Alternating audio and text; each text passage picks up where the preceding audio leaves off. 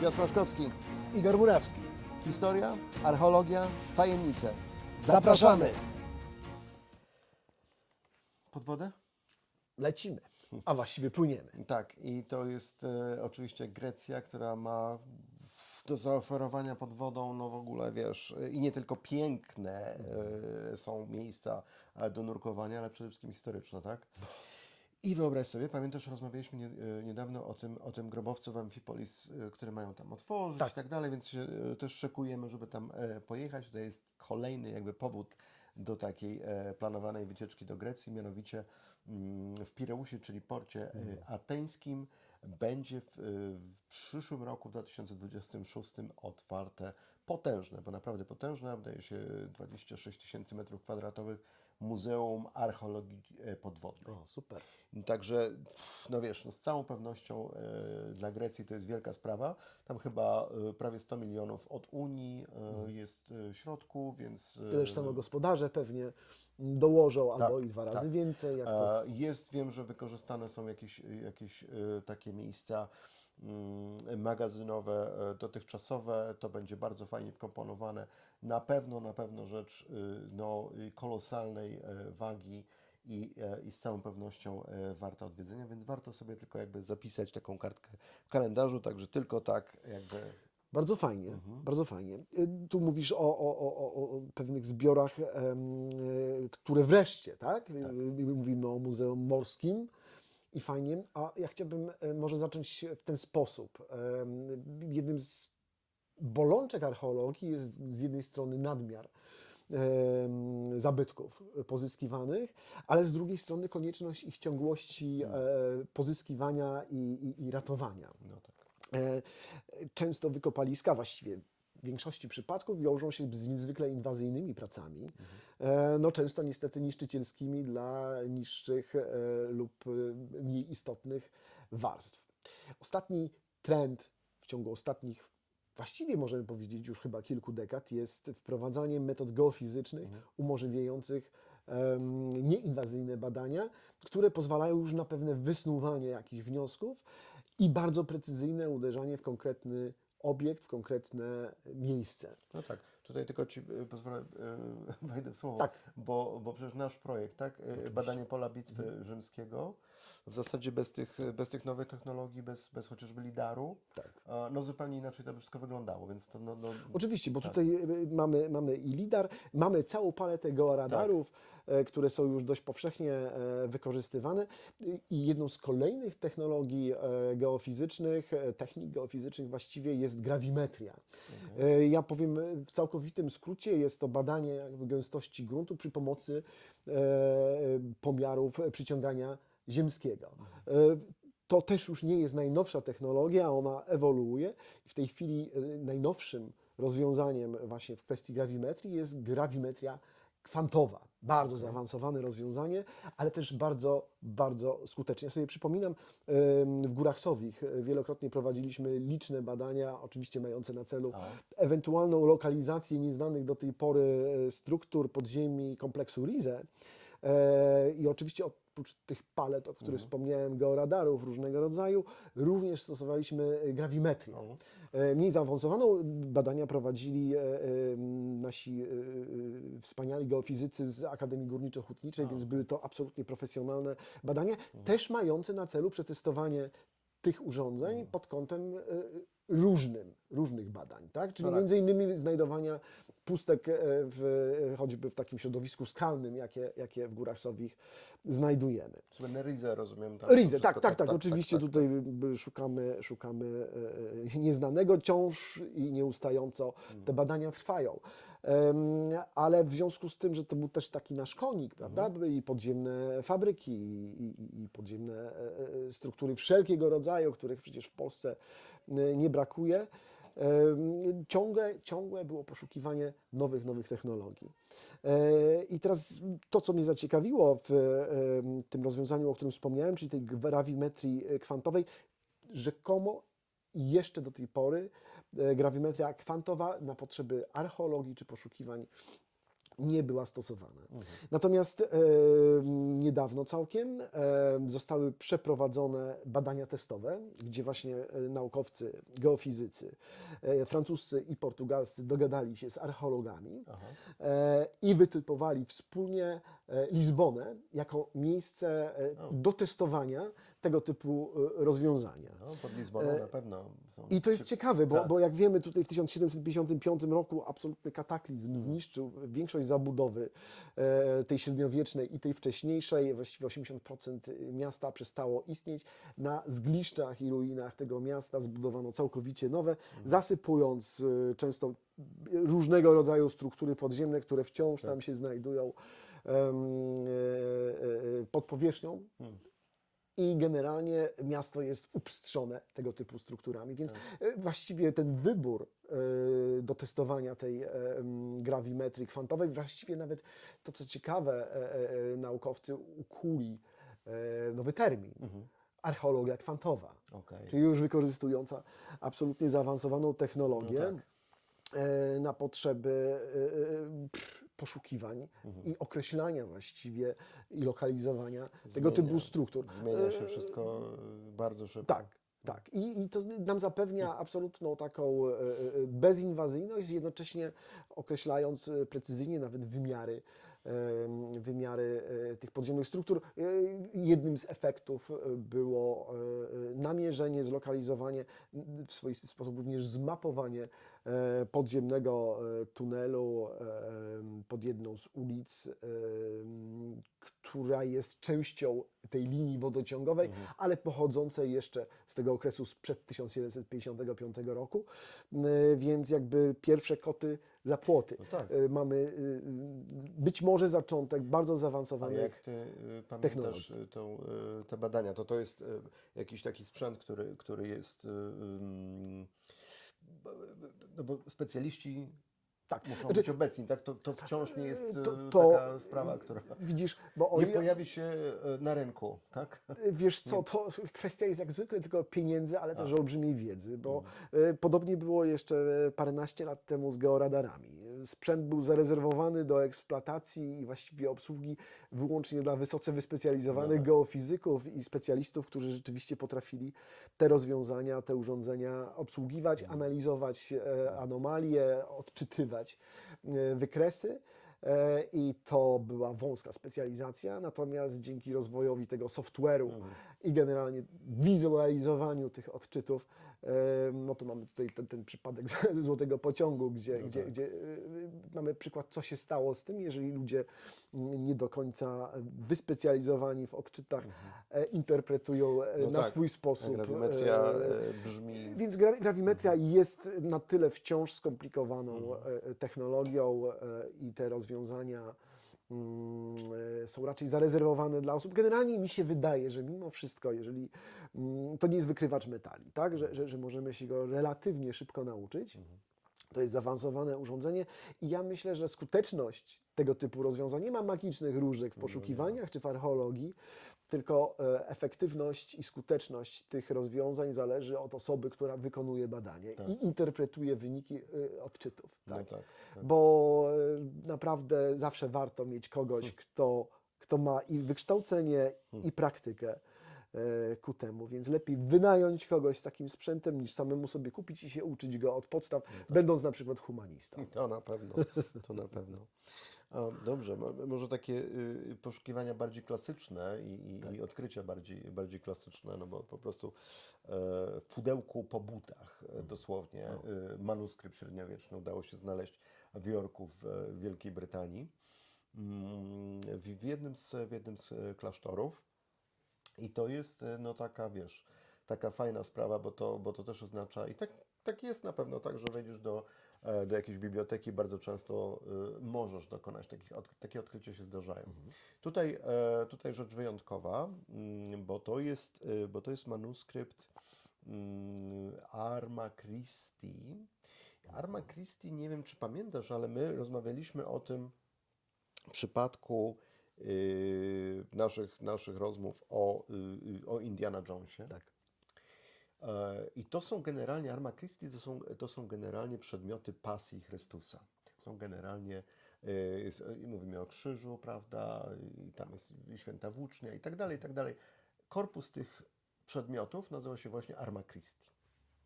I my mówiliśmy o tym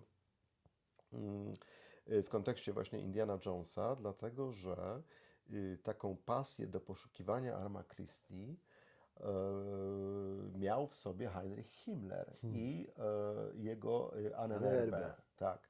I to była jedna z rzeczy. Czyli tak? ta organizacja badająca bardzo szeroko pojęte dziedzictwo przodków, tak? Dokładnie, Szalony pomysł. Dokładnie tak.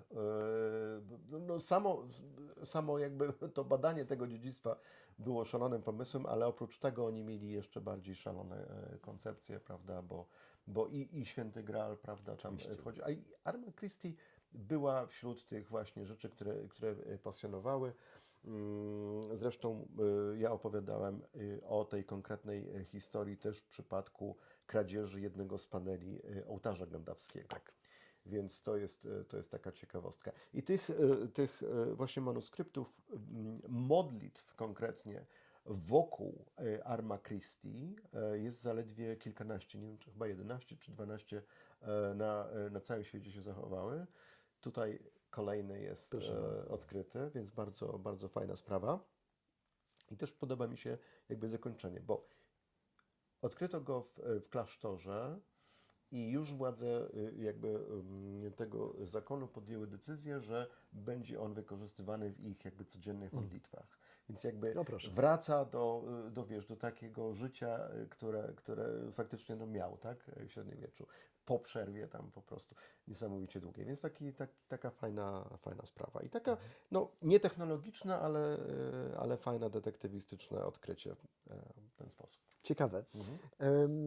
I z drugiej strony tutaj wspominałem już o badaniach przy okazji grawimetrii, o badaniach i poszukiwaniach podziemnych fabryk i podziemnych tuneli budowanych rzekomo w czasie II wojny światowej przez Niemców.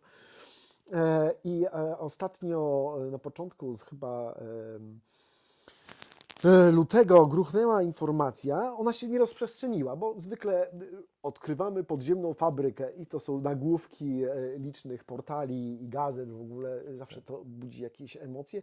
Co ciekawe, w tym przypadku ta informacja się specjalnie nie rozprzestrzeniła, natomiast rzekomo dokonano odkrycia, jak donosi czeskie radio i różnego rodzaju media z miasta Brno, o odkryciu właśnie podziemnej fabryki poniemieckiej przez pasjonatów i eksploratorów. To dlaczego się nie jest? To chyba jest duże wydarzenie. Jest ciekawe, bo wiesz, w naszych wyobrażeniach, właściwie może nie naszych, w masowych wyobrażeniu, podziemna fabryka to jest, wiesz, wykute w surowej skale, ale wyposażone już w maszyny. To jest marzenie, mokry sen generalnie każdego eksploratora tym się zajmującego, ale też każdego pasjonata historii, żeby taką fabrykę pełną sprzętu, pełną urządzeń, maszyn, jeszcze ze świecącymi żaróweczkami, a już oczywiście ilomaś tam depozytami,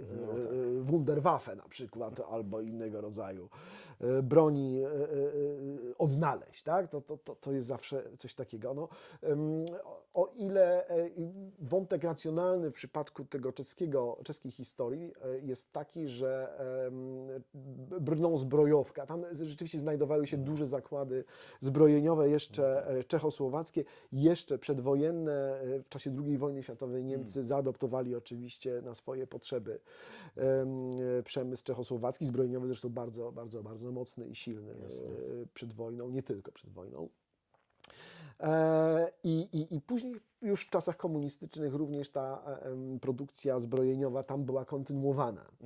No i wiadomo, że jeżeli Niemcy adaptowali na swoje potrzeby zakłady zbrojeniowe, no był plan rzeczywiście, to jest bez wątpienia plan zaadaptowania podziemi, bądź zbudowania ich od podstaw i przerzucenia tej produkcji naziemnej pod ziemię. Bezsprzecznie tak było.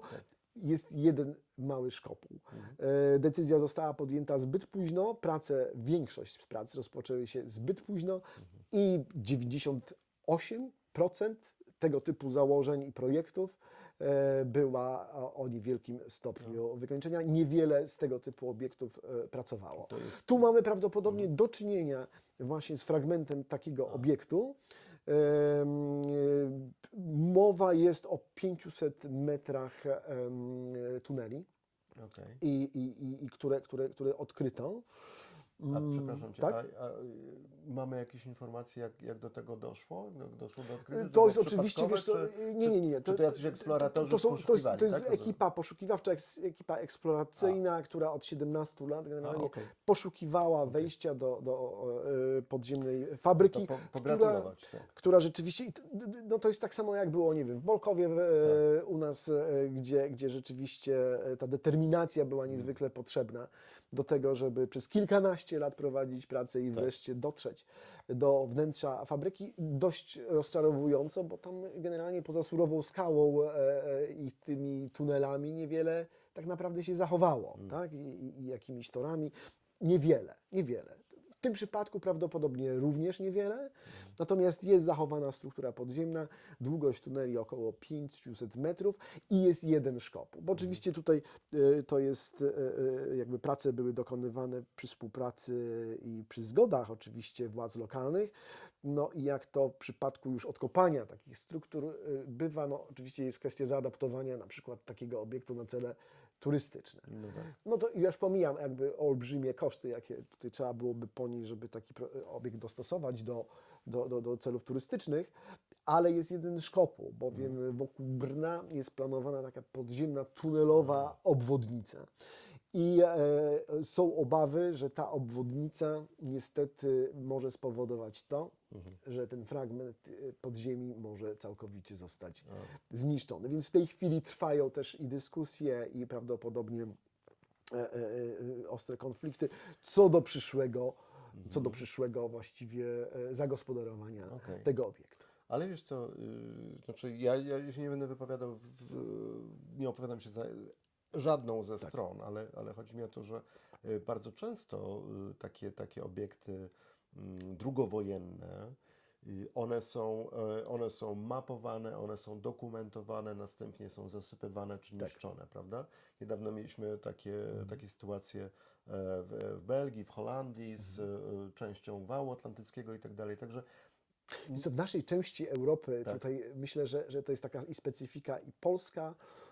Myślę, że czeska również, bo Czesi wbrew pozorom mają naprawdę fantastyczne, doskonale zachowane i wyeksponowane podziemia i to naprawdę o wiele większym stopniu i stanie niż w Polsce. Tak. Więc dla nich to też takie trochę jest oczko w głowie. Ja nie wiem, jaki do końca jest stan zachowania tego obiektu i jego wartość historyczna, bo w porównaniu do tych znajdujących się pod ziemią przy polskiej granicy po stronie czeskiej, to jakby jest bez porównania. Tam mamy właściwie stan zachowania taki jak w latach 40., więc tutaj nie mamy na pewno idealnego stanu zachowania, natomiast z całą pewnością Brno by zyskało i jego okolice atrakcję turystyczną.